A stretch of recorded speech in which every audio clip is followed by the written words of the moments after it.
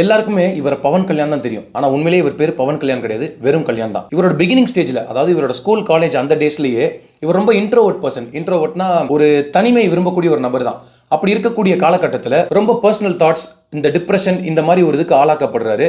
அந்த நேரத்தில் வாழ்க்கையை வெறுத்து போய் அவரோட வீட்டில் இருக்கிற கன் எடுத்து, அதாவது ஒரு லைசன்ஸ் கன் எடுத்து அவர் ஒரு சூசைட் அட்டம் பண்றாரு. அந்த நேரத்தில் அவரோட கூட பிறந்த அண்ணன்கள், அதாவது சிரஞ்சீவியும் அப்புறம் அவரோட இன்னொரு அண்ணனும் இவரை தடுத்து நிறுத்தி அதுல இருந்து அவரை எப்பயுமே ஒரு எங்கேஜா வச்சிருக்கணும்னு சொல்லிட்டு நிறைய ஆக்டிவிட்டிஸ்ல கத்துக்கணும்னு அனுப்புறாங்க. இப்படியே கொஞ்ச நாள் அவரோட லைஃப் சஸ்டெயின் ஆகுது. அதுக்கப்புறம் ஆக்டிங்ல அவருக்கு ரொம்ப இன்ட்ரெஸ்ட் இருக்குன்னு தெரிஞ்சுக்கிட்ட தன்னோட அண்ணன் சிரஞ்சீவி, அவரை தெரியும், நம்ம மிகப்பெரிய சூப்பர் ஸ்டார், அவர் என்ன பண்றாருன்னா தன்னோட தம்பியை ஒரு படத்துல அறிமுகப்படுத்துறாரு. அதை அறிமுகப்படுத்தின உடனேயே சிரஞ்சீவி மேல இருக்கிற அன்பனால தன்னோட தம்பி அப்படின்னு தெரிஞ்ச உடனே சிரஞ்சீவி அவருடைய ஃபேன்ஸே இவரோட தம்பியை நல்ல ஒரு ரிசீவ் கொடுக்குறாங்க, ஒரு வார்ம் வெல்கம் பண்றாங்க. அதனால இவர் ஒரு மிகப்பெரிய ஒரு ஆக்ஷன் ஹீரோவா மாறுறாரு.